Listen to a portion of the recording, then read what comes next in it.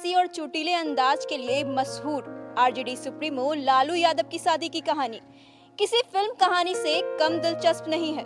जब लालू की शादी तय हुई तो उनका परिवार कच्चे मकान में रहा करता था।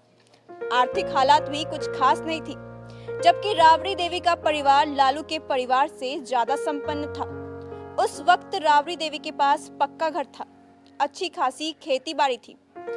यही वजह थी कि राबड़ी देवी के चाचा इन दोनों की शादी के पक्ष में नहीं थे, लेकिन राबड़ी के पिता को लालू यादव पसंद आ गए थे। वे शादी के पक्ष में थे। इस बात को लेकर दोनों में काफी बहस और लड़ाई भी हुई। हालांकि अंत में राबड़ी के पिता की बात मानी गई और दोनों की शादी पक्की हो गई। उस वक्त लालू 25 साल के थे और राबड़ी देवी की उम्र 14 साल की थी। एक चर्चित टॉक शो जीना इसी का नाम है के एपिसोड में जब लालू और राबड़ी पहुंचे थे तो उन्होंने अपनी शादी से जुड़ी तमाम बातें भी साझा की थी।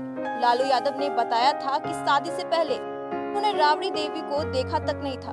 लालू ने बताया था कि जब वे थोड़ा एडवांस हो गए तो उन्होंने अपना एक प्रतिनिधि राबड़ी देवी को देखने के लिए भेजा था। उनके प्रतिनिधि ने कहा था कि लड़की बहुत सुंदर है, धनी और संपन्न किसान घर की है। इस पर लालू ने शादी के लिए हाँ कह दिया।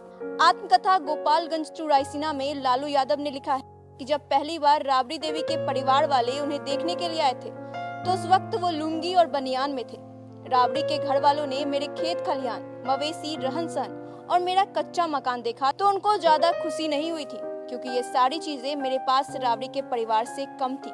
यहाँ तक कि मेरे घर में अक्सर बरसात के दिनों में पानी टपकता रहता था।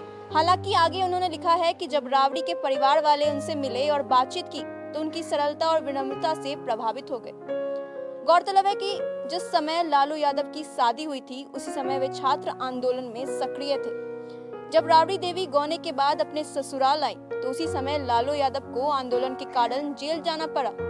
लालू पत्नी संग समय बिताने के बजाय जेल की हवा खा रहे थे। एक इंटरव्यू में जब उनसे पूछा गया कि आपके जेल जाने पर राबड़ी देवी या उनके परिवार वालों की प्रतिक्रिया क्या थी, तब लालू ने कहा था कि जेल हमारे लिए गुरुद्वारे के समान है।